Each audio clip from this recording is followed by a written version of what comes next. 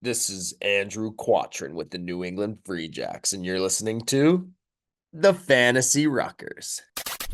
Where rugby and the world of fantasy sports collide.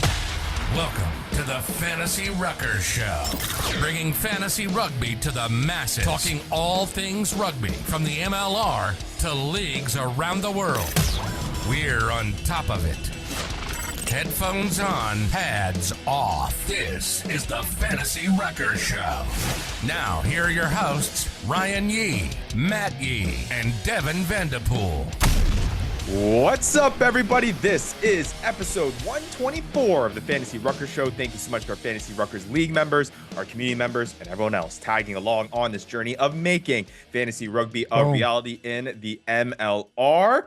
With you each and every single week, Matt Yee, Devin, Vandy, Vanderpool. I am Ryan Yee, and we got a fun one in this one. Like we said at the top of the show, special guest, friend of the show, Andrew Quattrin of the New England Free Jacks is joining us to reflect on his 2024 MLR Shield and what it feels to be a back-to-back champion. So we have him on the show, and of course we are going to go through all of our regular stuff, latest news and notes, have a little bit of an update for our league members and community members, and also talk a little bit of betting in the rugby world. But before we get into it, Maddie, Vandy, how you guys doing? Off season, still trudging along. First week of fantasy football that we do have a Fantasy Ruckers League going, which was, I will admit, a little bit tough for the Fantasy Ruckers boys, but it's okay. We'll bounce back. But it is funny that the emotional distress of what fantasy MLR brought has just come right back with the start of fantasy football. Yeah, it don't take long for that sinking feeling to start happening. And all of a sudden, I don't know what you guys are talking about. Great, baby. I don't know what you guys are talking about. I don't know any sinking feeling of fantasy. Maddie's sitting pretty over there after a good week one. We'll see whether or not that can hold. But yeah, it is funny. I think our approach to this, guys, is just partake in as many different fantasy sports as we can. So it just it numbs us to the feeling when fantasy MLR comes back around in 2025. Numb. Yeah. Exactly. So, it's been fun. Again, trudging along through this off season. Again, no shortage of kind of fun stuff that's been coming out from the league, even though we don't have MLR games going on. And again, like we mentioned, we try to do our best to bring our listeners and viewers the best guests, the best content, and that's happening in this show with the joining of Andrew Quattrin here in just a little bit. But let's hop right into it. Before we do, like we say every episode, if you aren't already, give us a follow at the Fantasy Ruckers, Instagram, X, Facebook, YouTube, all of the good stuff. It really helps us support the channel and support us. Like, subscribe, comment down below. It really, again, we're approaching on that 100 number, and we'd love to get there as we continue to make fantasy MLR a reality and get more people into the fantasy MLR space. If you aren't in our community, the fun, loving community that is the Fantasy Ruckers community, you can join our Discord. Always fun conversations happening over there about MLR, fantasy MLR, and rugby as a whole. And check out the official platform of the Fantasy Ruckers Fantasy MLR venture. That is the fantasyruckers.com. All right, let's get right into this show, guys, so we can get right to the interview. But there is some news and notes that we got to get over to. And we have had a lot of trickling retirees and retirement announcements that have been coming out as of late. And there are two more that have happened over the course of the past week. One of them, I think, will hold very close to Vandy's heart. So we'll get to him first. Mikey Teo is calling it an end to his career. I know, Vandy, he was a guy that was on your fantasy MLR squad, but he is hanging up the boots from the playing days that he has had in the MLR. You're gonna miss seeing that guy line up at fullback. It's true. He had scary man at 15. He had some pretty crazy runs. It was always fun to see him kind of break through that line. He's kind of been dwindling down when it came to the fantasy relevance. Last year, had a season high 15.6 fantasy points in round 8, a total of 82.4 in the season. But this was a former number 1 overall pick when we first started this. When we first started this whole fantasy MLR thing, Mikey Teo was a guy that people were hunting for because of just the crazy amount of points he was putting up in the world of fantasy MLR. Yeah, I mean, he was an absolute stud. And I think I think there's not enough words to describe the type of career this guy has had for American rugby and for MLR rugby as a whole. He's really been a pioneer in all of it. How Yeah, many years was he on Utah? I think, was it 2? 2 years? Yeah, at least two. 2 Yeah, years? I 'Cause he came in started on with, his last year with Utah is when we started because playing. he started off with San Diego, right? Yeah. Went over to Utah and then finished off with San Diego once again. So, Hmm. again, congratulations to Mikey Teo on a fantastic rugby career, a fantastic fantasy MLR career, and it'll be exciting to see what he does with his non-playing days now moving forward. Another guy that we got to talk about is Ben Landry of the Chicago Hounds, who is also hanging up the boots, as he calls it, a career as well. From a fantasy sense, definitely not as impactful as Mikey Teo, back row player. He was a solid streamer on occasion. The best performance he had was in round 12 when he started at the flanker position, getting 7.7 fantasy points, playing the full 80. Again, that Chicago Hounds back row is a deep area. Ben Landry was a guy that was sought upon in earlier fantasy MLR years. I believe he was drafted in this MLR year, and Yep. he was a stream worthy candidate, and it's not an option that we're going to have here on the Chicago Hounds now moving forward as he ends his rugby career. For sure. He'll be a big loss for the Chicago Hounds. I think not just the type of player he was on the field, and he did have some, like you said, right, a lot of streaming impact, a lot of impact in fantasy in the previous years, not so much the past year. But I think the guy he was and what he meant to that Chicago Hounds team, I think was a lot.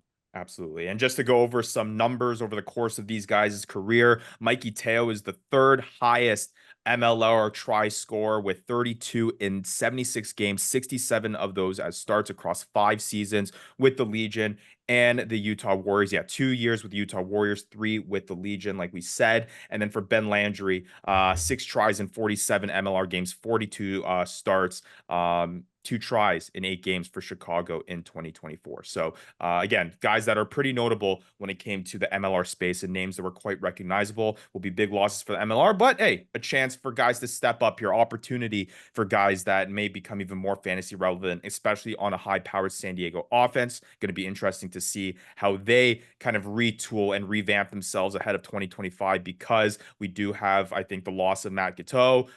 We do have now the loss of Mikey Teo. It'll be interesting to see what that backline looks next year. Ben Landry, again, for the Chicago Hounds. We'll see. Maybe Lucas Rumble is taking a step up role. That would for sure make him more fantasy relevant. We'll see. We'll see how it all shakes out for sure. All right. Moving now on to some movement across rugby leagues. There's a guy that we need to mention who was quite the streamer, I believe, when it came to fantasy MLR. Lucas Burr of the Dallas Jackals, scoring 51.4 fantasy points as a second rower, which is quite good in the second row realm, starting almost every single match. He was a solid streamer with a season high 8.4 in round 7 at that lock position. Lucas Burr is moving over to the Citav Rugby Lions in Italy's domestic Serie A Elite League. So again, we'll see kind of how he does there. Have never heard of that team before, but hey, it's a step up. Again, we're going to talk about with Q how the MLR we recognize is a platform for players to move to bigger and better leagues. And we'll see whether or not Lucas Burr can take the next step in his career there.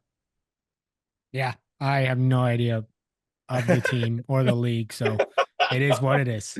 Yeah. Way to go, Lucas Burr. Yeah, we Got love no to, insight there. we love to see movement there. And then a final signing for the Seattle Seawolves. They have laughing, announced Andy? the signing of Nothing. Malachi Esdale, a guy that has appeared in the MLR before between 2018 and 2020 for the Houston SaberCats, has 28 caps under his belt. He's most recently played with the USA Rugby Sevens team, representing the US at the Paris Olympics. And it has been announced that the Seattle Seawolves have now signed the winger Malachi Esdale in a back 3 room for the Seawolves that is already loaded with talent there.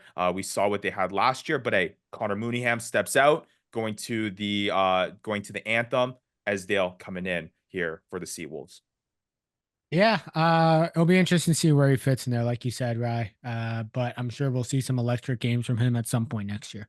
Absolutely. All right. Well, hey, final piece of news from the front office standpoint is the New England Free Jacks are losing another one of their front office members, and that is assistant coach Will Webster is moving on from the Free Jacks. He is part of the staff that is moving on from what has been a dominant New England Free Jacks team. It was announced earlier that the name's escaping me. That Scott Matthew. Yeah, there you go, Ryan. Scott Matthew, there we go, is moving on from the New England Free Jacks. We get into that conversation with Andrew Quattrin about how that all played out and kind of how they're looking forward to the incoming Ryan Martin that is coming in for the Free Jacks with the conversation with Q. But again, the departure of Will Webster is another one of those guys. And again, when it comes to consistency and comes to just a team that has shown professionalism and stability over the years, I'm sure there's no doubts that the New England Free Jacks will bounce back from the loss of these key names in their front office. But it'll be interesting to see. Again, just another challenge that this Free Jacks team that has gone now back to back will face here heading into 2025. Yeah, a team that prided themselves on the lack of turnovers in their roster, face a lot of turnovers in their coaching staff, in their management. So we will Matt. Hey, we'll see. We'll see how this impacts them. But it seems like they're, based on our conversation with Q, they're still in a good place. So that was well done by you, Matt. Hey, it's what I do. Good journalism. That was well done. All right. Well, hey, it's time for our favorite part of the show now. No. Well, I hate to interrupt it with one last piece of news because I believe we did miss something. What is the last piece of news, Maddie? You're stealing my thunder here. Well, I know, but that was actually the point. The Hounds hired the assistant coach from the Seattle Seawolves. Oh, is that so? Yeah. Is that so? Yeah. All right. Well, why don't you break it to me, Matt? You said real journalism. Why don't you announce this one? Break it in half. It looks like that I'm trying to get his name, Chris Latham. You're fumbling the bag right now, man. Yep, I'm fumbling the bag. That's fine. The assistant coach of the Seattle Seawolves, Chris Latham, is now the head coach of the Chicago Hounds. I'm fairly certain. And yeah, he's moving on there. Moving on from the Chicago Hounds, or moving on from the Seattle Seawolves. The Chicago Hounds get a new coach. Okay, there we go. He fumbled it. There we go. Well, I fumbled it quite a bit, but that's okay. It was good enough. It was a solid. It's all right. Really, 6 out of 10, the main thing was that I just needed to get in the way here. Yep. Get in the way of the trumpets. Yep. Get in the way of everything else. Yep. He's a man of the people. Yep. That's true. All right. We'll say the name one more time, Maddie. Got one more shot here. Chris Latham. Chris Latham, new head coach for the Chicago Hounds. That is what now 3 out of the 5 coaching vacancies that are now filled. Is that correct? Checks out. I want to say 3 out of the 5. I think so. I think we just have LARFC. Yep. And trying to pull up the past news and notes here. LARFC, Houston staying the same. LARFC and San Diego. No, San Diego got theirs. NOLA got theirs. Chicago just got theirs. Yeah. New England Free Jacks just got theirs. We're really fumbling it here. Hey, that's all right. Nothing wrong with that. Well, hey, another coaching spot has been filled now with the Chicago Hounds. Yeah, so it should be interesting to see now where the rest of the league kind of fills out and they start building their teams to the thing. Well, since you interrupted it, we're gonna do it again. Oh no, that's not the point here. Hear ye, hear ye. That was gutless. Hear ye. That was gutless. Hear ye, hear ye. Stinks. Here is Supreme Commissioner Yee with the Fantasy Ruckers League update. Yeah, hey, if you're gonna interrupt the trumpets, I'm gonna play it again so that it gets its service. Don't even go there. Chris Latham is now the new head coach of the Chicago Hounds. No, we already went over that, Matt. We already did that part. But hey, we missed the Supreme Commissioner Yee update last week, so I'm making up for it with 2 times trumpets. You don't need to. It's okay. I enjoyed it. But just a quick update for some of our community members and some of our league members. We are Still looking for people to fill out the questionnaire of our fantasy MLR experience. Down below in the description, you can find that link. Really helping us. We're starting to integrate and start to brainstorm some changes that will be happening in 2025's fantasy MLR year. So it would really help out if you can fill out that questionnaire to give us some feedback and also come up with some new ideas on how to make your fantasy MLR experience better. And then lastly here, we got to update the people. I mean, we kind of alluded to it at the top of the show. From a fantasy football sense, we have our fantasy Ruckers league in fantasy football, 10-team league, 10 people from the community has joined in force to participate in fantasy football. Some people that have played fantasy football for a long time, some people that are trying out for the first year, which is kind of funny because it's kind of like an inverse of what you did, Vandy. You were a longtime fantasy football guy, experiencing fantasy MLR obviously for the first time, experiencing MLR for the first time. Our very own community moderator is an example of that. He was a big time rugby fan, been with us in the fantasy MLR scene since the beginning, and he's trying his first go at fantasy football this week. So it has been fun to see that. Again, we took a loss there in week one against Rugby Morning. Friend of the show, John Fitzpatrick, always tough to take the L against blame that on the other managers. The Major League Rugby champion in 2024. But hey, we're going to bounce back. He's already calling that we're going to go 0 for 2 here and lose in week 2. Can't happen. All right. Well, hey, you've been waiting for it. We're going to get right to the interview with Andrew Quattrin of the New England Free Jacks, who is now a back-to-back champion of Major League Rugby. We talk about it all with him when it comes to his Shield quest and the Shield journey in 2024 to his upcoming match against Tonga here in the Pacific Nations Cup and the landscape that is Canadian rugby. Plus, get his reaction to his fantasy MLR ranking, plus much more. So, hey, here is our conversation with New England Free Jacks, Andrew Quattrin. In Japan. And we are pleased to be joined by the one and only, a guy that we've had on this show before, and now back-to-back champion. That is front rower for the New England Free Jacks, Andrew Quattrin. Q, thanks for joining the show, man. Really appreciate it. No, thanks for having me, guys. I do frequently look at who's being the best fantasy player. I'm not usually on there, but no, appreciate you guys having me on. Yeah, no, we do love to hear. We love when our players are taking or the MLR players are taking tune to what is going on in the world of fantasy MLR. It is funny when we post on socials and we get certain likes. I know like Adrian Carls of the Chicago Hounds has been an avid follower. He always likes our content. I know over on Houston Sabercats, the front rower there, Seth Smith.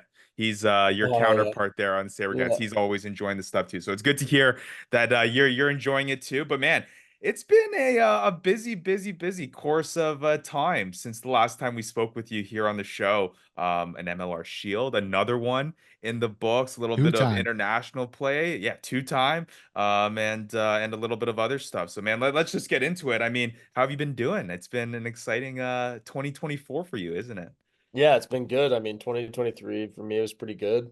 Yeah, 2024 is, I'd say, just as good. I mean, no, not much, a little bit of turnovers with team players on the team and stuff, but I think guys just stepping up, right? Guys just kind of taking over from where we left off. You lose some big names and stuff, some good team guys, but I think we did a good job. Just not we, but TK, Tom Kindly, and the coaching staff, and Scott and Will and Palm did a good job adding guys that kind of could pick up, like I said, where we left off. And no, it was good. It was an awesome season. Surrounded by the same amount of good guys. Have you had a chance to even? I mean, you went from, it felt like MLR Shield, all the way basically the parade, and then straight into getting ready for the PNC. Have you had a chance to process the 2024 season for what it has been and kind of the finals and everything that went on? Yeah, I really did. I think it was quite a quick turnaround, which is too bad. I actually didn't get to go to the parade, which I was kind of gutted. Oh my gosh. Because they usually that does sign off. And our fans, they treat you boys well there. I mean, they get a bus for you guys usually, didn't they? Last year they had a bus. They took you around the town. Oh, Like it was great. It was like you're pretty much in the HOV lane in Toronto. Like that was us yeah. into the city because it's quite congested. Like the airport's right downtown Yeah. essentially. And then you know what? Like we got in at 12:30 on the Monday at night, and the boys were waiting for us, picked us up. Like it was just and the town Quincy is just awesome. Like we really are Yeah. spoiled. So I was gutted to miss that, but I heard the boys had a great time. All Uh, that matters. yeah, so no, right into this stuff, which is good. Yeah. Yeah, it's been hectic, but I think, yeah, no, it's been awesome. Pretty much all you could want. Yeah. Yeah. Well, Can't complain.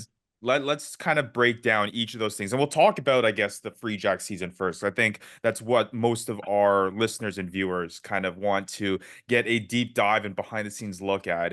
And let's go from the beginning, because I mean, Q, we talked to you last. Come off that first MLR Shield championship, right? You Yeah, you just mentioned it. A lot of turnover from last year's squad to this year's squad, and it did seem like there was a different feel with the Free Jacks this season. I mean, last year you guys were just so dominant, especially towards the tail end of that stretch, just winning over and over and over again. Where this year it seemed like there was a little bit more turbulence in you guys trying to find your footing, dealing with some injury here and there, like you do every season. But you were able to get into it and make that run into the playoffs. I mean, I think a lot of people were talking about a lot of different teams this year. I mean, Houston, you saw what they were able to do, the way that they were able to do it, and they get upset in the first round against the Dallas Jackals. yeah. And you see that. Kind of take me through the differences between last season and that championship run versus this year's championship run. Yeah, I mean, I think at the end of the day, like you kind of said it yourself, injuries, like we probably had three guys that could, which I believe I might be biased. Hey, like this is just my thoughts. Like we probably had three guys that could have been on the all MLR team Yeah. in Vion Conradi, John Poland, and Mitch Jacobson. That's what I believe. Um, so like when you lose like three pillars and a an on-field captain presence, it's tough. Like it really was tough. So I think we were just kind of and we went, like we lose Josh Larson too with the head knock during the year. So it was just, I think, kind of just finding our groove. And the thing I love about the Free Jacks is that it really is like player dominated in terms of that we're allowed to express ourselves. So I think when we're just like, oh my gosh, like you have two of your captains out, it was unique. It was a unique situation that we weren't used to, and that wasn't the same as last year. Um, so yeah, I thought Jace Patras did an awesome job kind of leading us. Like he's a more like calm, cool, and collective voice, which was great for us. I mean, I think the Free Jacks released the pregame speech he had for the final today, and it was awesome. It was just cool, Yeah. calm, collective. He's got 23 guys in the room looking at him, and they're just like, yeah, like I back you. No, there was no doubt, I would say. Once we Yeah. got into the groove of, we kind of know what we're up against. So, Does, and yeah, does it give you chills watching that? I mean, you were obviously there in the moment when that happened, but when you see it as like kind of like a third perspective, like is that kind of give you chills looking back at kind of that moment? yeah, yeah. I mean, it was cool. Yeah. Like, but just thinking about all like the whole team, right?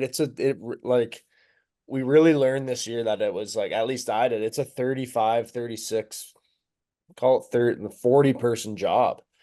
Yeah. Kyle Sakira going down, John Roy Jenkinson going down, Tavita Sole playing his first game of the year for the Free Jacks in the final.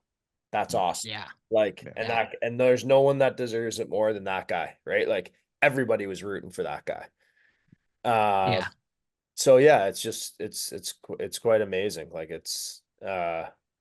really was, and there was patience, right? I know it's tough when you don't get selected. I think we've all been there, right? And it's like guys are patient. Guys are like, I'm gonna do this for my teammate. Like so yeah, no, it's good. It's an amazing culture. The guys are great. Sorry, I kind I, of rambled on for there. No, you're good. I mean, imagine I'm just thinking from Tavita Soleil's point of view, him being on loan basically all season Yeah, with another team, coming back to the New England Free Jacks and fitting back into the culture. I think it says a lot about your team, says a lot about him, and says a lot of just about how easy it is to kind of fit into the New England Free Jacks Yeah. and be successful at the New England Free Jacks. But you brought up a really good point there of a 40-man job. And I think the one thing, and I'll be honest, Q, I doubted the New England Free Jacks a lot throughout the year. Yeah. But the one thing that we kept seeing was the depth continuing to step up.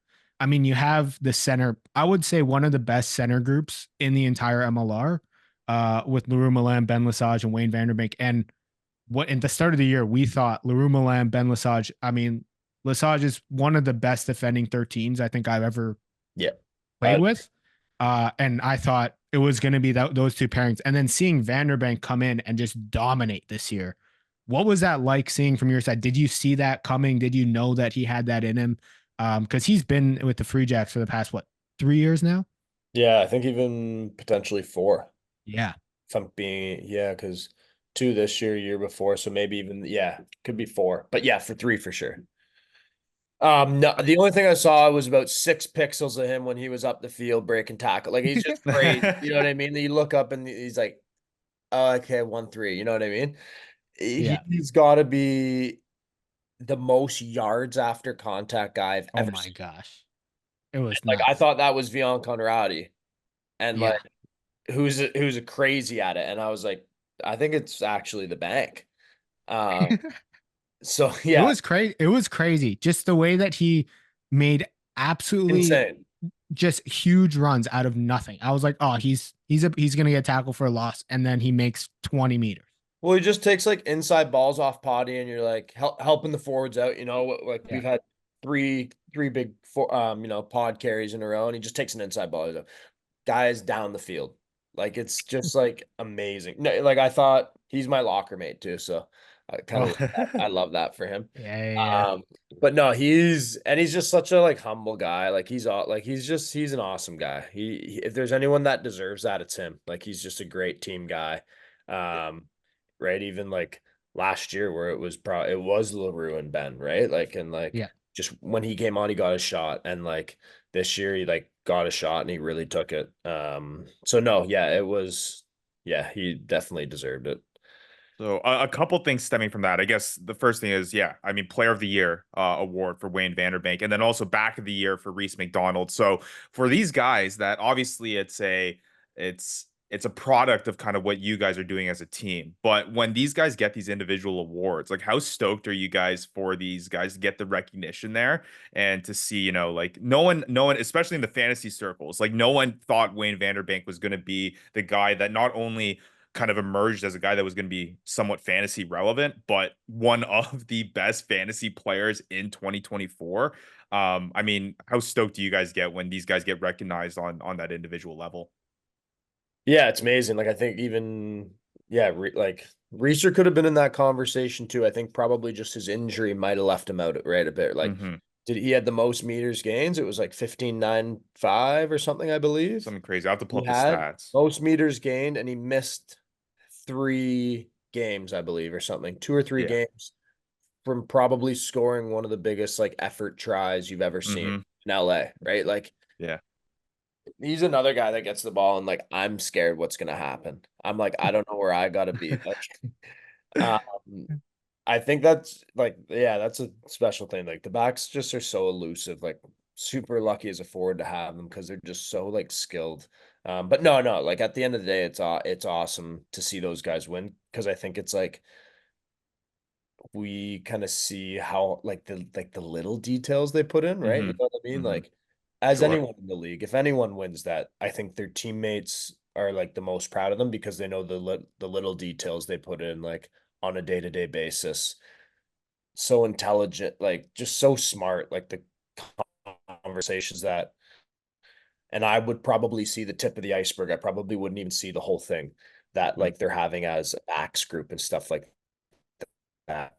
And that's just their expression of playing. Like it really is like Scott's an awesome coach, but he wants the guys to have like, this is just an expression of you guys, like, which I think is awesome for the team. So, no, it's great. And to see him go and play for Manoa too, like it's awesome, right? Like it's so. No, it's cool. And I mean, not just the on-field awards. I know Q, you don't have to downplay it, but second all MLR team. I'm pretty sure you were second on all MLR team last year as well. I feel like you were up there, but correct me if I'm wrong. But yeah, I mean, you're a pretty big stud yourself. I'm sure the lads are proud of you. But how proud are you of being able to pass on that community award to Ben Lesage? I mean, you won it last year, 2 years ago. Two Yeah, years ago, right, when Q? New York was in the 2 years. final. Yeah. Yeah, 2 years ago. And kind of being able to see Lesage do the same thing. I think it just speaks a lot to the character of the New England Free Jacks and how connected you guys are with the community. Would you agree with that? Because that's what it seems like from the outside. Yeah, I think my roommate, really super proud of him, which is awesome. No, he totally deserves it, and I think it's just, I think we just receive, like, we get a lot, from the community. Yeah. They're packing in a pretty heavily sport dominated city. They like show up to veterans memorials, and like people, it's some of their first rugby games. You know what I mean? Yeah. And I think a lot of the boys just really want to like give back, like, honestly, because it's like we show up, we're given discounts at a decent amount of stores. The first regiment, like our fan group, like is amazing to us, like amazing to us. So I genuinely think that like guys just want to help out. And not that I'm speaking for Ben, but I felt the same way like a couple of years ago. Like, I think you just bring ideas to the guys, and they're like, yes, this is awesome, right? Like, Yeah. I want to kind of help out. Where can I help out? And I think that just brings a lot into your locker room. Like, if you're willing to help out someone in your community, like, I think you're willing to help out someone close to you. You know what I mean? The amount Yeah. of times the young boys would hang out that were from New Zealand, just because it's like, yeah, like connections, right? Like, I think the Free Jacks thrive on connections and stuff, which is awesome. So yeah, no, it does say a lot about the team and kind of what they've developed. Again, I've only been on the team for 2 years, but that's definitely something I felt coming into the team last year. That it's just like it's so connections driven, whether it's like your best friends, your friends, your teammates, and then into your community, right? So yeah, just very connections driven, and kind of giving back to those connections, and how you can fuel them and stuff. The last guy I want to talk about before we get into kind of that championship final and then some fantasy stuff that you obviously want to hear about. But I think a lot of viewers and listeners and MLR fans as a whole also kind of want to get the behind the scenes know about kind of the journey that LaRue Milan kind of traveled, because obviously he had that injury for Namibia, early on heading into the season, which obviously was devastating to see. But for him to make the comeback and be ready basically for the start of the season and get acclimated in there, and then obviously be a big part of that center role. And then I think the coolest part of it, the I called storybook it. I know what you're gonna ending. say. I know what you're gonna say. You And I tell me said it. then. I said it. I forget who I said it to someone. I said it to Ben Holden, I think. Okay. That he would. They're like, is LaRue Milan gonna score? Because the last time he scored, and I'm not gonna. I'm gonna say I did. He scored in the final, and the last try he scored for the Free Jacks was in the final, the last Yeah. final. Which is I never crazy. thought of it, but when Ben Holden did bring it up, he asked me. I don't know if he shared it. Doesn't have a podcast, but he shared it. He might have shared it on the live broadcast, but I'm like, I feel like it's gonna happen. Like Yeah. but yeah, sorry I interrupted you. I No, got no, no, no. Oh Just yeah. that, and you called it, man. That I because mean, I forgot it about it. was. I did forget about it, but I mean, to be fair, it was a sweet try. That Mhm. one was a you know how sweet skilled that finish. guy And is. if there That was guy's any so way for skilled. him to, yeah, if there was anywhere for him to come back and score his first try after coming back, that was exactly how we needed to see it. And like, I think I look at the skill as like, that's like, obviously he's a back, and not saying that he's never near the touchline, but for like an inside center to just go ahead and do it, you know what I mean? Like, he's Yeah. very comfortable on the outside edges. Sorry, like in the middle of the field, not really on the outside edges. Yeah, he might be, at the 15s running a down line and stuff, but for him to be able to execute that, like Mm, in a pretty tight, extremely tight quarters, like I think that just shows how high his base skill is. Like, it's crazy. Yeah. No, it's Nuts. incredible. Leroy Milan, we were stoked to see that because obviously a lot of eyes were on him when that injury happened, and then for him to kind of bookend it with a performance like that, obviously a massive try for you guys to get that dub over Seattle. It was pretty cool. But let's talk about that then. Let's talk about that championship. I mean, obviously had the experience of the first championship there against San Diego, and then you take on Seattle in this year's championship, and they're basically the Western Conference version of the New England Free Jacks, at least what we like to see in terms of stability, in terms of culture, in terms of a team that's been here for a long time and have done that and has that championship pedigree. I feel like there was a lot of confidence, or at least more confidence, with this Seattle team going up against you guys, especially with kind of the up and down season you guys had heading into this year's final. What did you expect from Seattle going into this one? Did it play out the way that you thought it was going to? And I mean, after that final 80th minute whistle blows, I mean, back-to-back champs, man. That's you can't take that lightly. Yeah, I think um we knew it was going to be physical. Like Oh they're yeah. like or Joe, like their front row is like just so big, right? Like and he like their whole pack is really, you know Yeah. what I mean? And honestly, I think it really does show the depth because they kind of they battled the same as injuries as we did. You Mhm, know, you're missing an 8 man and a 7, like two pretty big positions. mhm, Um, so yeah, like I was pretty nervous. Like that we really have to front up. We had definitely had confidence in it, but it was like this is gonna be a tough game. We really need all engines firing here. So we knew they were gonna be physical and their backs are just super skilled, like especially having like a big 12 and then like who was at 13? Was It was Lopetti at Yeah, 13. Lopetti was at 13. I was because I'm not sure was he on the bench for the semis, but anyways, like he like to have like a big 12 and then you're 13 and Lopetti who legit could just like move, right? Like there was definitely threats. Um I think we did a pretty good job in the game. Obviously we didn't have our best set piece game, if I'm being quite honest. We knew that was going to happen, but I think our back stood up a lot. I thought we did a pretty good job in terms of our like kick chase and our kicking game, trying to move them around as much as we could. But yeah, probably till about the 65th, 70th minute. Honestly, I was nervous the whole game. Uh, but the confidence, I didn't want to count ourselves out, but I didn't really start building a lot of confidence till I was like, okay, this is kind of comfortable. We knew that I think like our bench was very strong, but we knew that um it would be like it was going to be a war out there, which it was, right? It was a very close mhm. game. Yeah.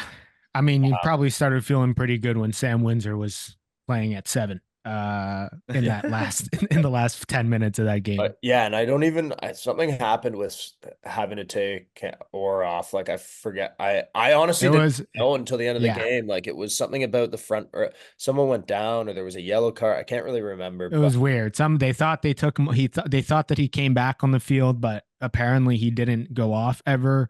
So they said that he was illegally yeah, substituted yeah. on, something like that. And then Sam Windsor was playing 7, and then from there they kind of looked frantic. But I mean, regardless, it was a crazy physical game, Yeah, and it the was a fact good that you game. It guys was a came on really top good. of it. Yeah. Yeah, it was an awesome game, and like from what I felt like it was as good as game as last year's too. Like you Yeah. know what I mean, like it was back and forth. It wasn't like Yeah. a team scored 25 points and then the other team had an amazing second half. It was like it was going back and forth the whole game. And I think you brought it up perfectly. Like you and Seattle are, and Ryan said, such similar. You have a very loyal fan base, very connected with your community. The teams are run fairly similarly in terms of the player types that you have. Very heavy, like very big pack with an extremely skillful backline. And you guys both run through the same adversity all year. And the fact that you two were able to meet up in the finals, dealing with the same adversity and have that type of game, it was incredible to watch. Yeah. I think that's what we talked Yeah, about, Maddie. Like heading into this queue was just like, man, the storylines are incredible for both teams in terms of the adversity that they were able to face. There was no after Houston was out of it, like a lot of people, I know we had your boy and our friend Andrew Ko on the show, and he did our playoff prediction segment with us. Oh, did he? And What did he he say? He he doubted you. said he doubted you guys. He said that I think Houston was gonna win it in the end though, and I believe he guessed the Chicago Eastern Conference appearance there. So Yeah. you can go dish Yeah. that out Yeah. with him I'm about to go at play cards training. with him, so I might have to There you go. Yeah. Make sure put you're something. not teammates with him and Euchre. Yeah, there you go. But it was very cool to Yeah. see kind of these two storied Major League Rugby franchises meet on the And biggest stage. And something I just want to add, and we'll get your perspective on it, is a stage that had the highest number of people watching it in terms of in person. I mean, 12,085 people at Snapdragon Stadium. Obviously just reflective of the growth of this league and how every single year it just seems like more and more people are buying into Major League Rugby, buying into the sport. You mentioned it before, like new fans coming in and finding out what rugby is all about. Do you feel it there that it was a bump in crowd? And I guess you've been in this league a long time, Q. I mean, obviously from your Arrows days to now with the Free Jacks, what's been the growth like to see just more and more people take in the sport? Yeah, no, first of all, it was awesome. Like I say like I'm really lucky. Obviously, I have an amazing fan base in New England. But I think just as a league, like we're even as like an away player coming in, we're very Hmm. like lucky that we have a fan base like in the league that like trusts us that we're gonna put a product on the field. Like at the end of the day, we have to put good games together and that people are gonna like. Um, so and it is growing. I mean, even playing the first game in Charlotte. I think it was a yeah. relatively good crowd. There was about 4,000 people. Um, and I know they do student nights and stuff like that. So I think seeing it grown and it was different because I thought the Arrows always had it great crowds. Hmm. Um, and I think it's just very unique because obviously you guys know the Ontario rugby community is so like tight that a lot of those you could probably say you knew what 40% of the people in the crowd because Yeah. Hmm. I've played A club lot of against this friends and guy, family. right? Like I've right, which is awesome. Right. I think in New England it's a lot more unique where it's like people in the community come out and stuff. Hmm. Um, so and then eventually you saw that at Lamport that happening with the Arrows. It was like people in the community are coming out. I swear, like some games we'd have like in the second year there'd be like 5,000 people there. It's like Yeah. there's like a Right. decent amount of people here, like in terms of Lamport Stadium. You know what I mean? Yeah. Hmm. Filling aside. Oh Um, yeah. so no, I think the growth is great because you start going to these places where they're becoming these what I feel are like New England crowds, right? Like Seattle crowds. Like you look in the Hmm. stands in Houston, it's almost like it's pretty much full. And people are on the burn too in the back. You look at the fans in Utah, the place is full, Yeah. right? Yeah. So it's Yeah. like it's super cool and the venues like aren't over like it's not excuse me, it's not like massive stadiums, which is also cool too because it's like Yeah. it's a tight knit environment. Yeah. So I think it's been great. Like Nola this year was awesome, right? Like they Oh yeah. Yeah. Yeah. They right looked even like it was DC, a bumping. new venue, like Hmm. Yeah. like great fan base. Like was probably that game. Well, that was a great game itself, but I think and again I think it's just like it's the league was so competitive this year. Yeah. Like Oh yeah. like Yeah. Oh joking yeah. about Well, the Even Anthem though. Even Anthem were competitive, dude. even though Yeah, they lost. like that like which is so awesome because like honestly, I thought like the DC game, like in the quarterfinals, it was like, hmm. Yeah. wow, like it could genuinely could have gone either way. Yeah. Yeah. There was something about the DC matchup that I didn't like. It's always had It our seemed number. it We seemed always like you guys had trouble against them. right. We always had their number away, right? It could have gone either way. Even the Chicago, like when I looked at all of who we played, even NOLA, like Yeah. that whole conference, really, there was never a game where it was like, okay, like not that you would like relaxing it. You know what I'm saying? Like Well, Hmm. yeah, yeah, yeah. Hmm. I mean, the where you're Dallas on that, Jackals like did you're like, exist 2 years ago.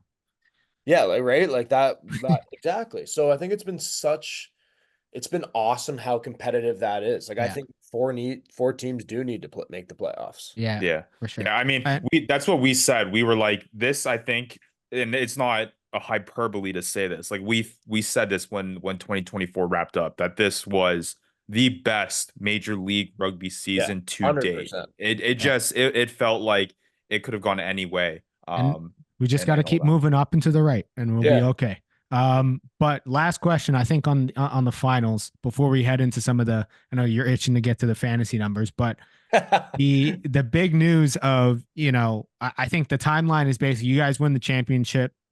Scott Matthew wins Coach of the Year. 30 seconds after he wins Coach of the Year, it's announced that he's moving on and going and heading overseas across the ocean. Did you guys know that this was going to be Scott Matthews' last season?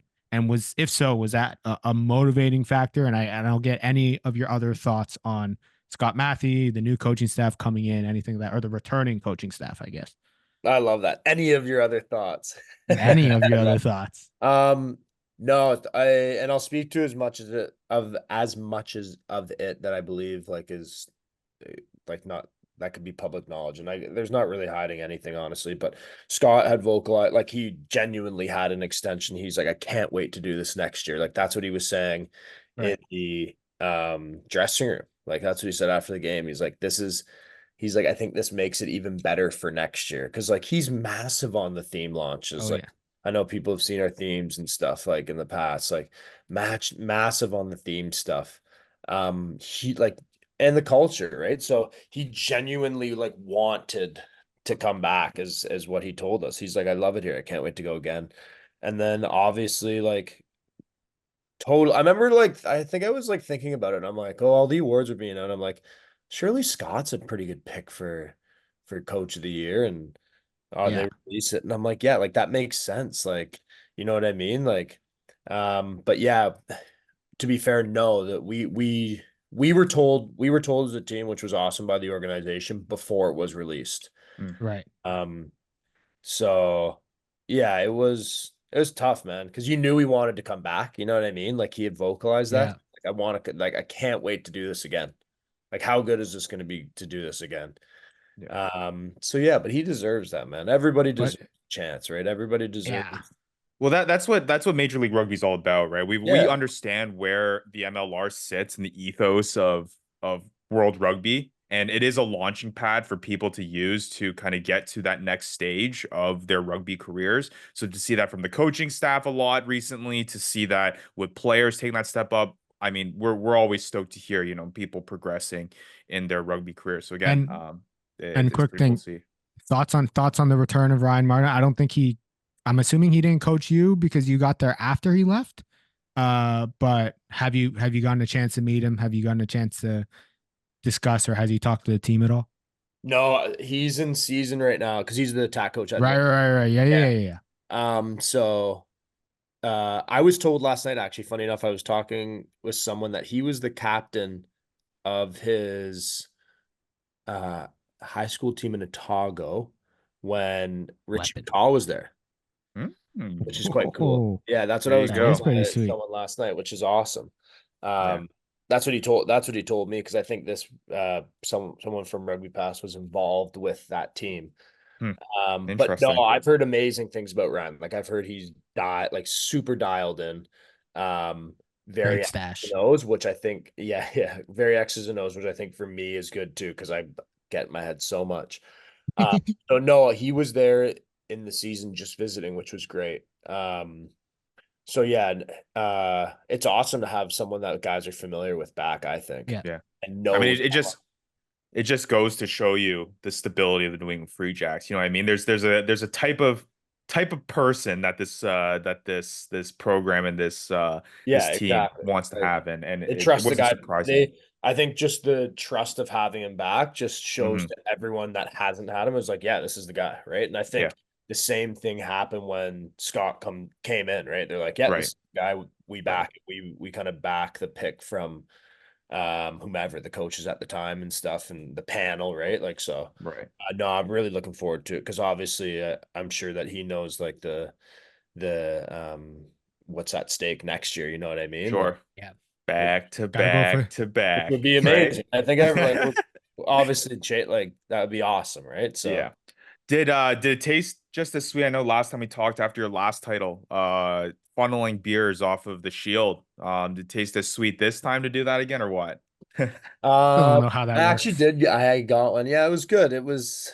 I think it was like very.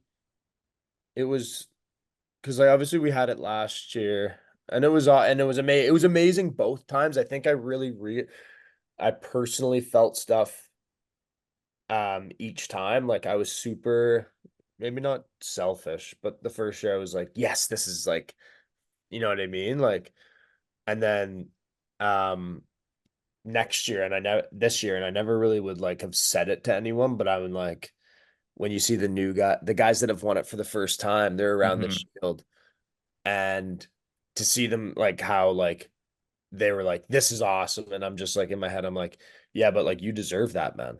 Like, you know what I mean? I would never have Yeah, gone Yeah. and be like, but it's like you deserve that, bro. Like, yeah. because the team works very hard. And all MLR teams work hard. We Mhm. Yeah. all know that, but I think I saw it in two different angles. You know what I mean? The first Yeah. time Mhm. I was very like, yes, yes, let's go, let's go. And then the second time it was like, yeah, but you've earned that. Like Yeah. that's your hard work into that. So it was cool to see the two different angles of it. Um, but yeah, no, it's super. Every one of the And guys on and the team deserves it. and Yeah. Q, I gotta say, based on your fantasy numbers, I gotta say, I think you earned it too. I Yeah. think you It's earned it true. too, Q. It Cheers, is true. appreciate it. So Someone, let's get to someone the drop, someone dropping me in the league. I kept hearing that. no, I no, don't no, think, no. hey, this Let's get to that I don't here. know about this year, Q. So we've had you on the show before, and you've Yeah, been modest. You've been a modest guy in terms of where you And stand in critical. fantasy ranks and critical of yourself. So Well, critical of us, of the score. I have all your numbers up here. Okay. Um, and we'll get you to guess in terms of where you think you stand. I think again, you were modest when we had you last time on the show in terms of where you ranked in the entire world of Major League Rugby. So why don't we get your guess here? Out of all of the hundreds of players that are in the MLR.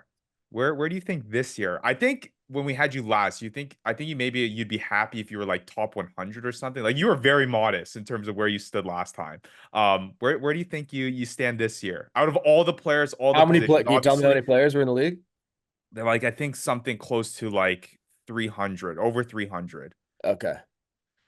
At least Uh, that we have in I our marks guess in our our mall. I got I got lucky on the mall a lot more this year. And I know that's a big one database. because it's all based on like performance.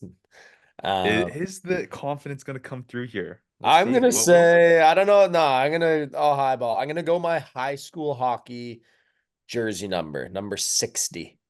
60. Okay. Again, too modest, What Q. a You wild were number.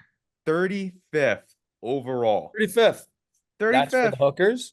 Or No, sorry, No, that's for that's over. forwards. the entire league. Oh, Entire okay. league, even with backs. 35 Oh, overall. you're gonna love where you stand with the Yeah, rest of the front rowers. you're a machine this year. And let me tell you, you weren't dropped once. The guy who Nope. drafted you or the leagues that Who we drafted drafted me? you. Well, that's the thing. So this year we actually opened it up to the public for the first time. So we had like 6, 7 different leagues going all Let's at once. go. And you are one of the marquee front row players to have in our league. So you finished off with a total of 122.9 fantasy points. Okay. Where do you think that lands you amongst the other front rowers? So you're 35th out of all positions, all the players in the league. Where do you think, compared to Front other front rower. rowers, where did you land? So there's probably what 10% of those guys front rowers. There's 30 front rowers. Jack Ascar will be up there. Dylan Fawcett will be number one. Devald Coetzee would probably be number two. I'll go. I'll go. I'll go my hockey number I wore, which I think is fair. I'll go 7. 7. Oh, you're too humble, You're man. again, You're way too you're too humble. modest, man. So we'll do a slow reveal here. Dylan Fawcett, you say is number one? Yeah. Number 3, 119.9 fantasy points. DeWalt Kotza, number 2, You got that right. 120.8 fantasy points. Wow. Number 1, Andrew freaking Quattrin with Interesting. So, but 122.9 how though? Like I fantasy didn't points. score tries. That's crazy. Hey, not Meters about the gained, man. tries. Dude, Oh, So did you you're guys an you guys angry up runner this too. year? You forget how angry of a runner you are. angry of a runner, tackles up there. A lot of your games, double-digit tackles. And hey, you did score. You scored what, 5 tries, 7 tries with that double try performance in round 18. It put you up there, man. You were sold Let's this year. go. The number one front row player, Andrew Quattrin. Wow, that's awesome. Thank you. I'm kind of Yeah, blushing. no.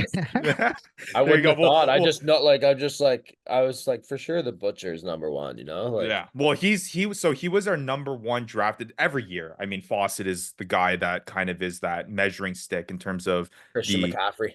yeah, Yeah. exactly. The like epitome fantasy front rower that you want to have. Yeah. But Q, you're gonna be up there next year. People are gonna be Cheers. hunting for you in the draft. Let's If you had to go. guess, which round do you think you had your best fantasy performance?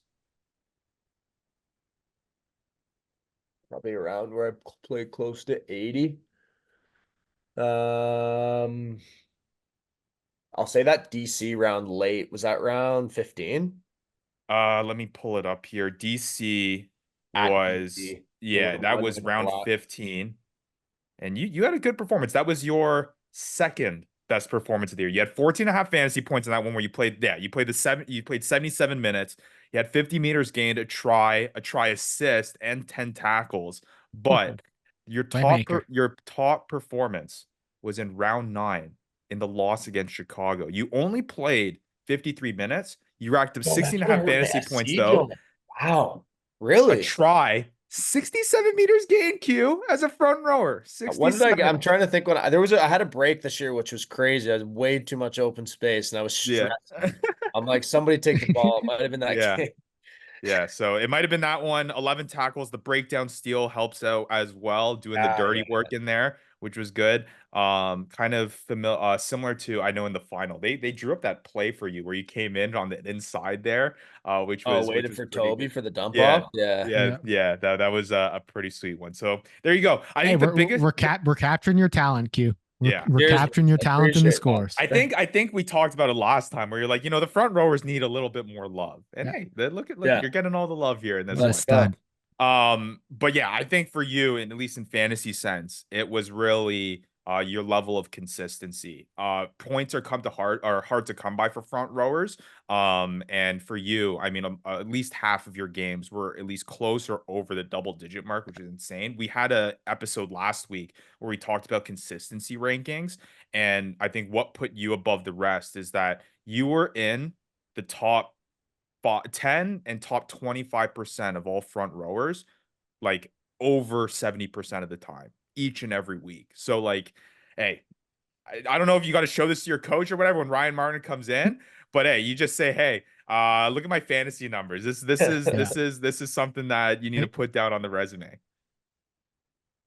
That's all. yeah. Yeah. No, but hey, consistency.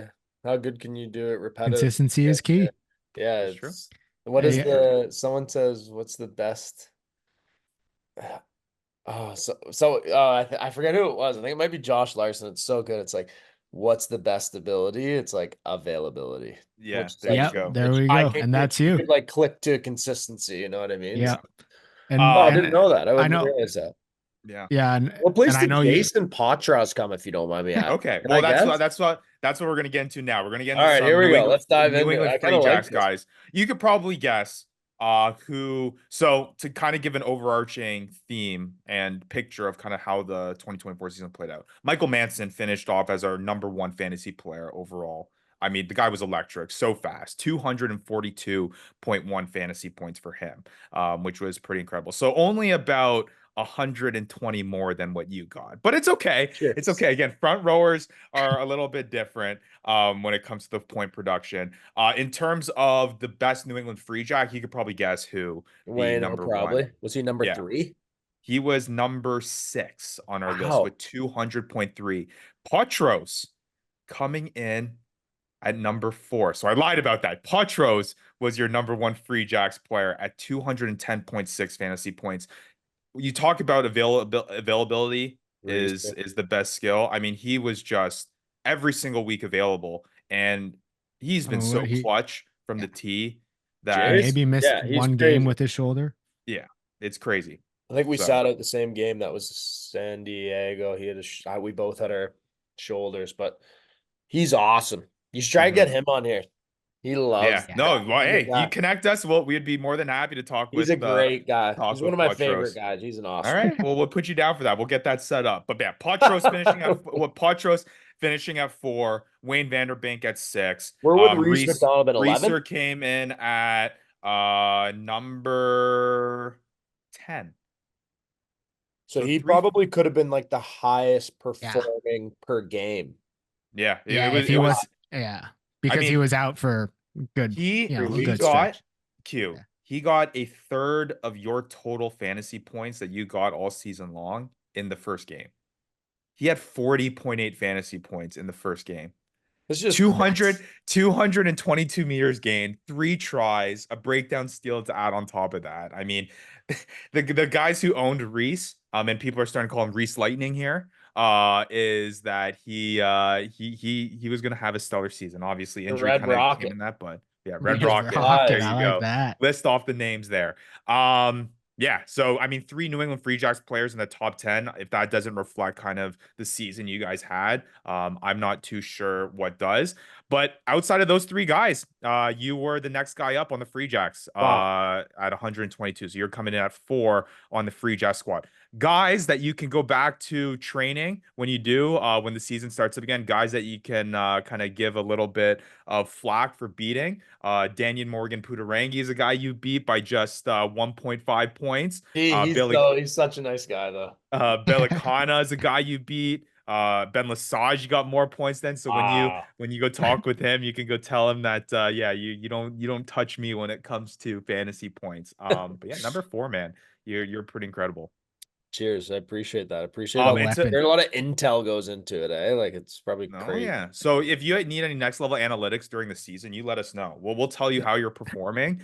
You visit the fantasyruckers.com. You get a little insight into how you're doing from a numbers perspective. Who needs any of that video review and analysis? You just call the Fantasy Ruckers, man. We got you. Your personal analytics team. You're good. All right. I got you Hey, locked in. You talk a lot about Vian. Sorry, Matt, just one more thing. In terms of the production he has and how good he is. He obviously only played was it 7 matches this Yeah, I think season. it's He 6. still finished with 85 points. So what a beast. he's It's crazy. pretty He incredible. probably would have What been a a top beast. 10 as well, honestly. Oh, easily. Yeah. Easily. Yeah. Same thing with Jed Melvin if he played a full season. Same thing with, honestly, Ethan Fryer had an absolute cracker of a year every time he played. So that was nuts. But yeah, I was just gonna move on. I know you got to beat Cohen Euchre at some point here. So I did want to just get your thoughts on. I know it's been a tough PNC, kind of moving away from MLR, moving away from fantasy. Round off the conversation with where you are now. You're in Japan right now, rounding out the PNC. Been a tough competition, I think, for you guys. A tough road, but I think silver lining. A lot of young guys are getting an opportunity to show themselves at test level. Yeah. Thoughts on the competition so far and feeling going into this Tonga game in Japan this weekend? Yeah, tough competition. Like I think pretty much you see it in that first 20 against Japan, how fast Yeah. they play. Like that's the Yeah. standard. And I think that just we learned a lot from that, honestly. Like it's the work off the ball. It's what can I do next type of thing. Back in game involvements after you've carried and stuff like that. Yeah, it's been tough, right? That was a tough game itself. We knew that was gonna be a steep challenge, but I think the States game was a game, like that we could have definitely competed for, could have definitely won, and I think we definitely let ourselves down. We're probably learning as a team how we mesh, how we can learn throughout the week, right? We probably can be more accountable on some things. So yeah, but like you vocalized, it is a young squad, right? We've got a lot of young players. And then I think you have, your vets that it's like there's not many of them. So, we're a young team. Yeah. But I think we're learning as fast as we can. These games are pivotal for us because it's like these are quality games against quality sides. Like the States were a great team. Japan's a great team. Tonga's an amazing team, right? Like, so I think we need that, right? We need exposure, whether you're, it's like Lucas Rumble, or Justice, right? Whether it's your 81st game or your first game. I think it's just as important, like that everyone kind of sees the pace that we need to play at, the standards that we need to keep high, stuff like that. So, um, yeah, yeah, it'll be a good game. We're looking forward to it. We know we got to keep the tempo up. We know it's going to be super physical, probably our most Yeah. physical game. Well, you got Big Ben on the other side. Yeah, and it's an opportunity where we can move the ball, right? Like we can really, we need to show off our skills. Where skills moving the ball is gonna help make us successful. So, really looking forward to the final game. Yeah, Yeah. And I And think no, I was just gonna say I think you're gonna be playing off against some familiar MLR faces, Hunga Havili, Tuplav Hungia, Sayosi Nai, all on the Tonga team. So that'll be nice to kind of play against some familiar foes. Yeah, which has been cool to see a whole bunch of MLR representation in all these matches, which is really cool. I guess last question for me, Q. Just to stick with the international yeah, kind of perspective. Obviously, when we talked with Co, there's a sense of kind of reloading with this Canadian rugby program in terms of trying to build something and yeah. kind of start fresh. I think we kind of saw that when you guys are having your jersey presentations and you're coming out with the full Canadian tuxedo with the jean jackets and the jeans going on. A message that you have for Canadian rugby fans. Obviously, the goal, especially with the 2031 World Cup coming to the US and being kind of just over the border. What's the main focus here? Obviously, you said getting that experience and growing as a young team and becoming a unit. There is a little bit of, I guess, lack of optimism among Canadian rugby fans in terms of where we're standing right now, especially with the loss to the USA recently. What is your kind of message to them on what you guys are targeting, where the progress is going, and kind of how you can reassure kind of Canadian rugby fans of the direction that we're going to be ready for another World Cup appearance, hopefully, when that bid comes around? Yeah, I think, well, these games in itself are pivotal, right? Like we're playing against better competition, competition that's in the World Cup, right? And like you guys have already alluded to, we're a young squad. When I came into the squad, in 2019, I was a zero, like I had no caps along with one other guy, Peter Nelson, right? Mhm. So it was us two. And now we're probably 12 new cap guys, Mm. right? Or 10. So it's a lot younger and it's awesome because these players are such great players, but at that, like everyone at that next level, there's a lot things just happen a lot faster, right? I remember saying to someone is just like just scanning was so important for me because things happen a lot faster, right? So getting everyone reps and getting everyone involved in these games is super important for us because you need that experience, right? You need that experience reacting to fast-paced games to be able to play at a fast pace. So I think that's honestly, that's the exciting things. We're getting a lot of new players, right? We're getting a lot of new players experience. Um, yeah, I mean, I understand that there's people struggle with the optimism point. Um, the boys have no doubt that they're competing every day. Like it's the Mm. competition's huge. Guys want to be in this squad. And I think that drive really shows how much like to the older guys, it's like, yes, like, you know what? We might be going through a little bit of a lull right now while everyone gets experience, everyone gets used to this style and level of play, but we're working hard. Um, so yeah, at the end of the day, like I have confidence that we're going to qualify for the World Cup, right? Because I know it takes a bit. Like Yeah. I'm trying to think. I was probably before I really felt like I was trying to think the first time I really felt comfortable in a test Hmm. match. And it was probably my seventh or eighth game, right? Yeah. It's Yeah. like going from the Arrows to then going to an international game. You saw how fast the Japan game was Yeah. Hmm. on Hmm. top, on top, on top, on top, right? And it's like Right. this is overwhelming. So I think just the switch from that pace um and getting used to it, yeah, it probably took me eight or nine games. So yeah, I don't know. Sorry, I don't know if I answered your question No, correctly. no, no, You that was did, hey. perfect. Again, Good. I think again a lot of our Canadian viewers wanted that insight, especially with you being in the thick of kind of PNC right now.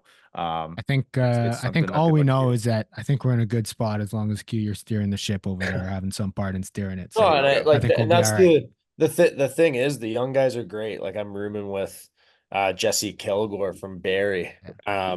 right now, and like he's the youngest on the team. He carries Captain Green around, our team mascot, who I used to carry around, and it's like 1 through 31 guys, like we all have that will to win.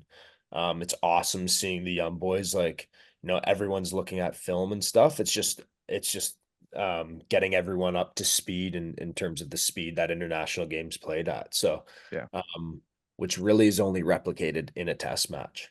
it's true. It's So true. yeah, It's true. it's Well, good. It's good, and I have full confidence in the guys, right? And I think every honestly, I think everyone would agree. Like yeah. it is a lull, but yeah, Yeah, that's no, I'm sure Canadian rugby fans love to hear that. And I get the focus is in the right place.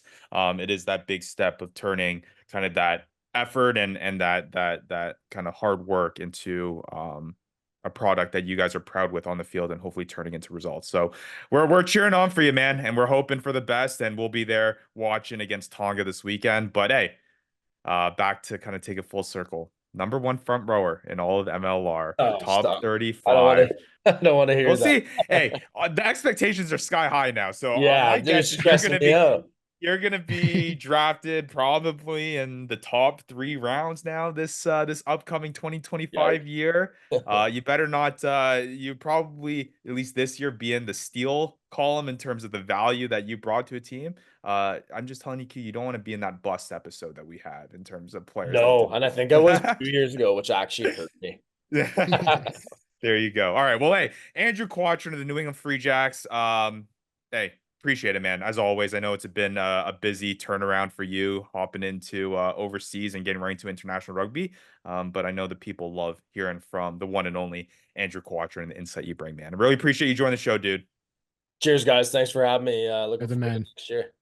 All right. Well, thank you again to New England Free Jacks, Andrew Quattrin, friend of the show. Always love having him on the pod.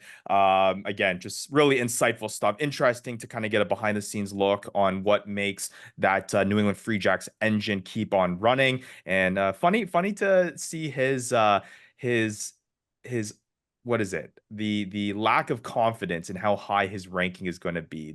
He's Yeah, got he's got a he's a humble man. he's a He's a humble humble man. That's the man word with I a was looking for. mustache, and that's what it is.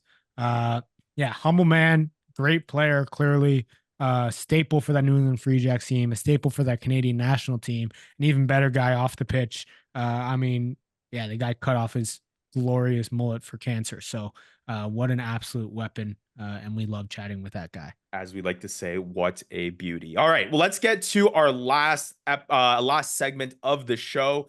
Triple D, You stink, Devin's Vandy. Degenerate, Dambles, and I don't know who the Degenerate is Oh, here, Vandy, because it seems like I'm doing not too bad in the world of betting, in the world of rugby. To give everyone an Yeah, but who's update, this brought to you by, Ryan? that is true. We got Triple D, Devin's Degenerate Dambles, brought to you by Betstamp. Betstamp, betting made easy. Again, we've been doing this challenge in partnership with Betstamp to see. Vandy and I are going to go head to head. We started off with Shut up. $50, and we're going to see who's able to survive the longest, who's able to make the most money. And we've used Betstamp as our partner here. They are giving our viewers and listeners the best first time user deals on the sports books available in your area. There's a link down below for you to check that out. If Boom. you are signed up with one sports book but want to see if they have better odds at another, you can use that link, get some free bets. It's really, really cool stuff. I have seen that. I've dabbled in different sports books. DraftKings Ohio. seems to have the most options when it comes to rugby betting, but there are some places here in Pennsylvania. Bet Rivers has sometimes some better odds when it comes to some of the lines. I know last week they were giving out 6.5 in favor of Australia, whereas DraftKings was giving 5.5. So again, sometimes these point Well, like differences that 6.5. do make a difference, just like how it made a difference this past week in making things continuing to be tough here for Vandy. I'll start with my wins here. All right. So Maddie's big NPC Bunnings pick was North Harbor taking on Auckland. And he said, go with the spread. It's going to be good. Now, I don't know if you saw the highlights. There was a funny little trickery play that Auckland was using. I believe it was Auckland where he got the ball all wet. And then It was caused not the late trickery. game. That is absolute just that is just nine. That is just Nine prime trickery. nine That is, tomfoolery yeah, there we go. right there. Tomfoolery.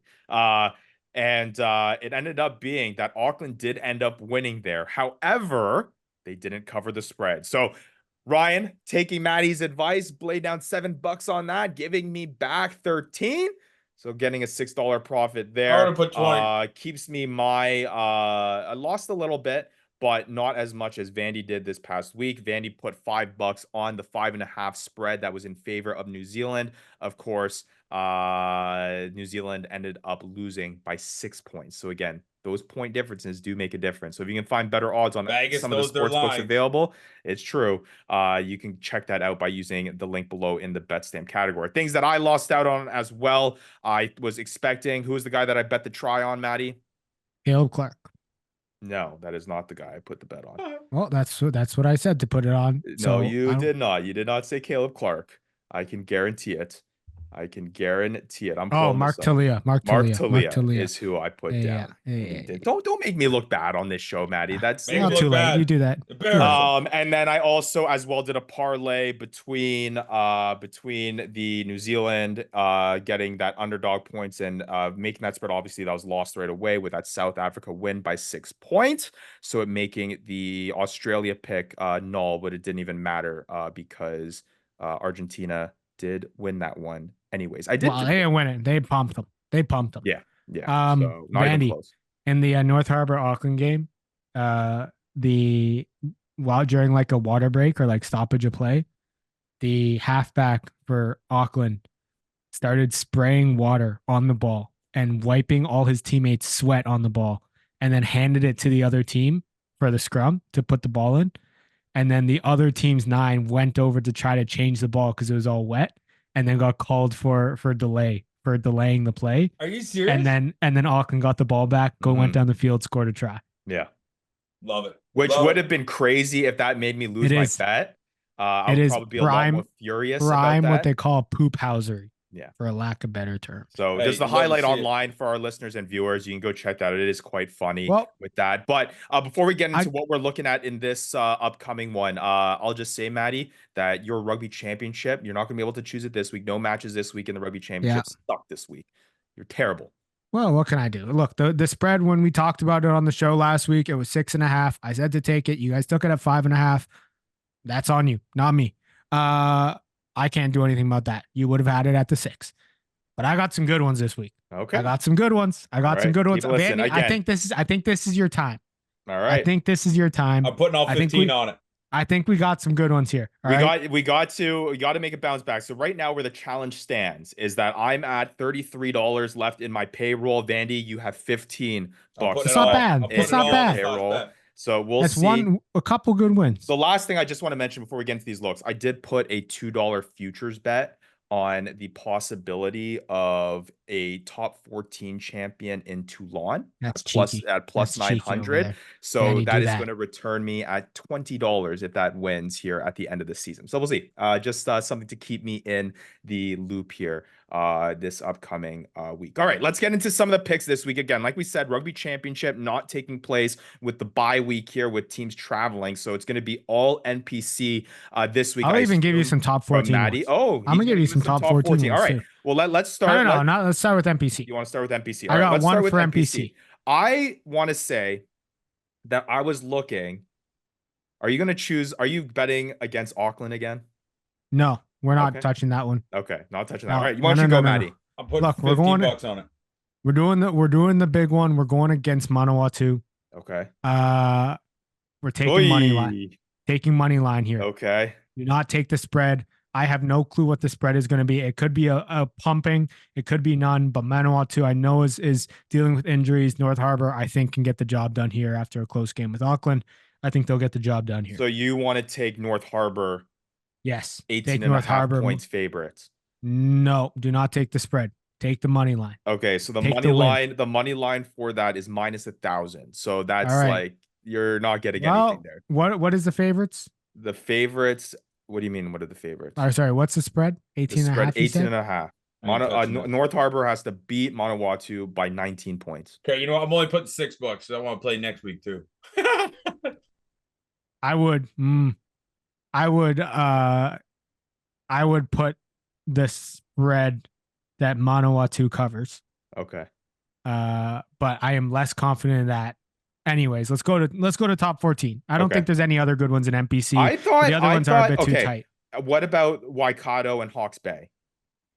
The spread is plus 1.5 underdogs for Waikato. I think I can take that one. Yeah, I think Hawke's Bay's they're rolling.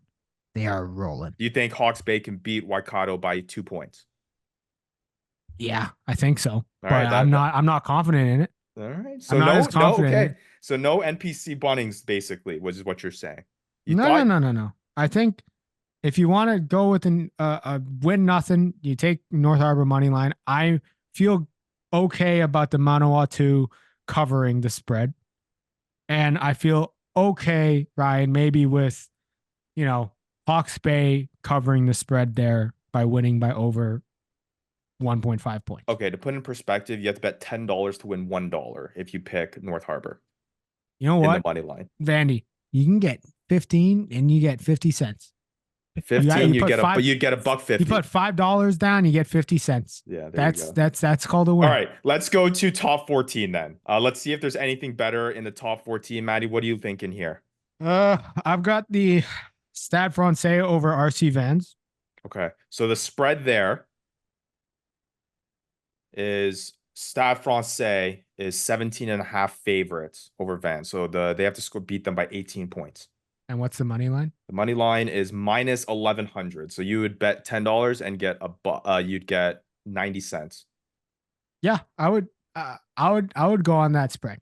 You go on that spread, okay? I'd hammer that spread. All right, 17.5 points over Vans. All right.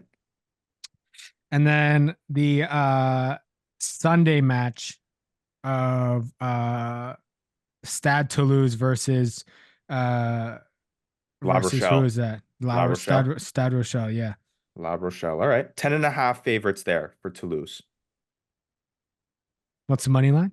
Money line is minus 450.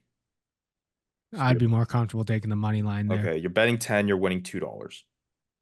Hey, you got to get some dubs. All right, got to get some. That's true. That is very true. All right, well, there you go. So a couple things that Maddie's saying there. NPC Bunnings, he's confident or somewhat confident in that 18.5 point spread for Manawatu over, or for North Harbor over Manawatu. And then he's okay with the 1.5 spread between Hawke's Bay and Waikato. I got my picks are Manawatu covers the spread of 18.5. If that changes, not on me. That's on you. And I think Hawke's Bay will cover the spread of minus 1.5. So they'll win by over 1.5 points. Okay. And then Stade Francais over Vaughn's with the spread, and then at 17.5 points, and then Toulouse over La Rochelle money line on that one. All right. Well, hey, that's your Triple D Devin's Degenerate Dambles segment. Betstamp brought to you by Betstamp. Betting made easy. Again, check the link down below for the best first-time user deals. Get you some free bets at some sports books available in your area. Vandy, before we wrap up the show, I mean, what's your confidence level here? You're sitting at $15 left. Sports betting is your thing. You still haven't found the cash cow in rugby, but I think it'll get there. It'll get there. How are we feeling about this week? I'll lock in. You'll lock in? Not until my last damn dollar's gone. Am I gonna make you a dog, Vandy? You a dog. Let me tell you, it'll be very fun when some of these other leagues do, assuming that we do last that long in terms of how much is in our payroll. It will be fun once some of these other leagues do start up here with the European Championship and the Premiership. A part of me that wants to happen is I'm gonna save $1. I'm gonna save $1. You a dog. And I'm just gonna put that dollar, and then everything I make, I'm just gonna keep putting it back in on the next bet. Okay. Until I smoke you. All right. Well, I'm up $18 on you, Vandy. So we'll see if that changes here. That, it's called the paperclip bet. Okay. I'm gonna turn my paperclip into a goddamn Maserati. Yeah. You know, live on the show.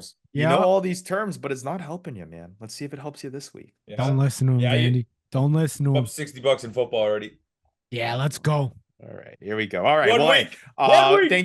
Thank you again to Andrew Quattrin of the New England Free Jacks for joining the show and giving us some insight into his 2024 successful season, plus a little bit of Rugby Canada stuff, and always fun to get the players' reaction to their fantasy ranking. Again, support us at the Fantasy Ruckers. Like, subscribe down below. Really helps us out. Maddie, Vandy, anything else for the people? Once a month, we throw in one bet for Dana White's Contender Series. And that's for the not people. a UFC betting show. Why no. Get a grip. It's a betting segment. But figure out. It's a betting segment. On rugby. And that's why we call it Degenerate Dambles. That is because that's how desperate Vandy is to get a win. Figure it out in rugby, all right? All right.